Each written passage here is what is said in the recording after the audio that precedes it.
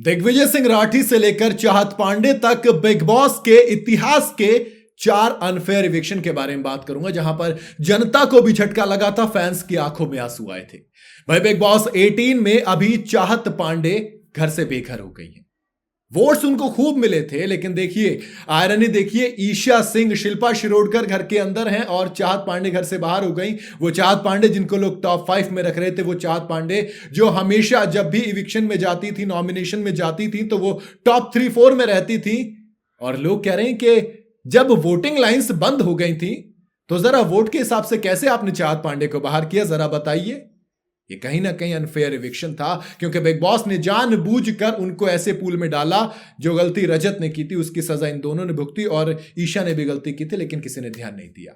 सबसे पहला नंबर दिग्विजय सिंह राठी का आएगा। चाहत पांडे की बात बाद में करूंगा।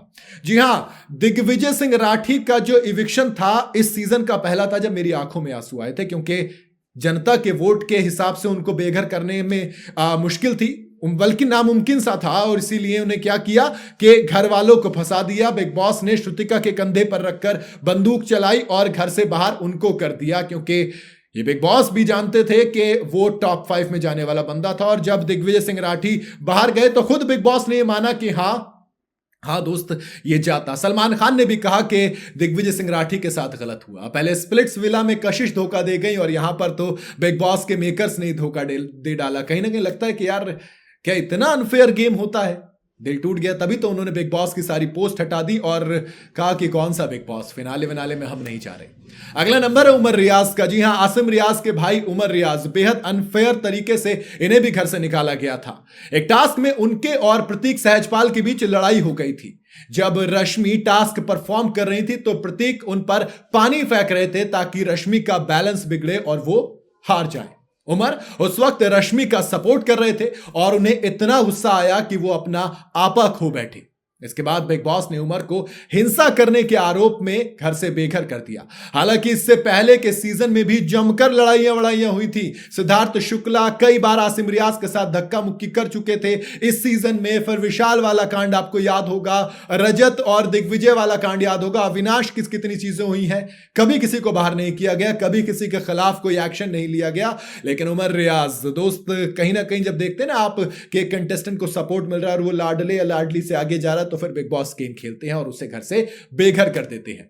तीसरा नाम है किशोर मर्चेंट का। जी हां, किशोर मर्चेंट शो को जीतने की पूरी काबिलियत रखती थी, लेकिन बावजूद इसके वो मेकर्स की घटिया साजिश का शिकार बन गई और उन्होंने अपनी ट्रॉफी को हाथ से छोड़ दिया, या फिर यूं कहूं कि छोड़ना पड़ा।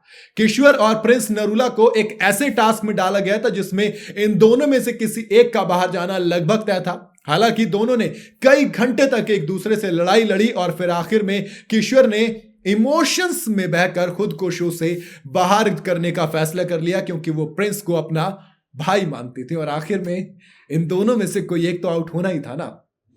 कभी कभी लगता है कि बिग बॉस ना बड़ी, मतलब क्या बताऊं यार आपको, ये गलत होता है। कई बार आप गेम के चक्कर में ऐसा गलत करते हो।